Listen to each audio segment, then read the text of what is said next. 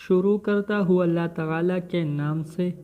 جو بڑا مہربان اور نہایت رحم کرنے والا ہے۔ حضرت ابو ذر غفاری رضی اللہ تعالیٰ عنہ روایت کرتے ہیں کہ رسول اللہ صلی اللہ علیہ وسلم نے ارشاد فرمایا،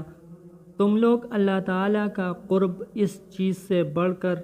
کسی اور چیز سے حاصل نہیں کر سکتے جو خود اللہ تعالیٰ سے نکلی ہے،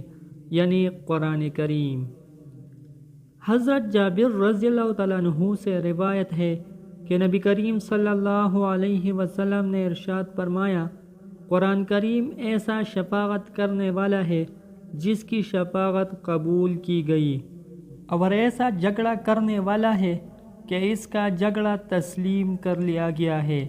جو شخص اس کو اپنے آگے رکھے یعنی اس پر عمل کرے، اس کو یہ جنت میں پہنچا دیتا ہے، اور جو اس کو پیٹھ پیچھے ڈال دے یعنی اس پر عمل نہ کرے، اس کو یہ جہنم میں گرا دیتا ہے۔ تشریح: قرآن کریم ایسا جھگڑا کرنے والا ہے کہ اس کا جھگڑا تسلیم کر لیا گیا ہے۔ اس کا مطلب یہ ہے کہ پڑھنے اور اس پر عمل کرنے والوں کے لیے درجات کے بڑھانے میں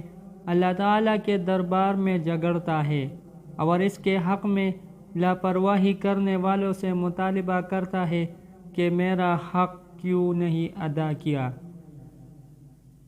حضرت ابو سعید رضی اللہ تعالیٰ عنہ فرماتے ہیں کہ رسول اللہ صلی اللہ علیہ وسلم حدیث قدسی میں اپنے رب کا یہ ارشاد مبارک نقل فرماتے ہیں،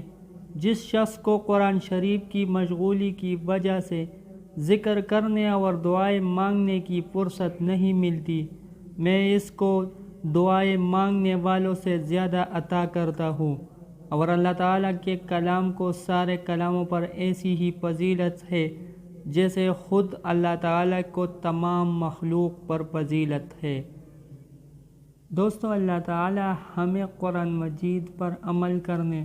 اور اس کی تلاوت کرنے کی توفیق عطا فرمائے۔